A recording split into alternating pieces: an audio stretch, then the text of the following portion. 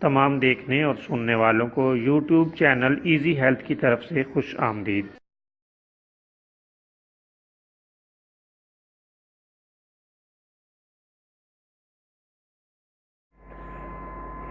प्यारे दोस्तों, आज जो वीडियो आपकी खिदमत में पेश की जा रही है, इसमें चेहरे के कीलों का एक बेहतरीन इलाज आपकी खिदमत में पेश करेंगे।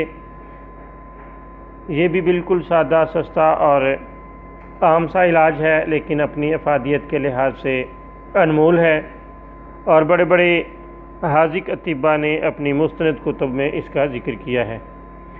आप मेहंदी के ताज़ा पत्ते ले लें। अगर आपको ताज़ा पत्ते नहीं मिलते तो आप खुश्क पत्ते किसी भी पंसार स्टोर से ख़रीद लें और इसको दही में पीस लें।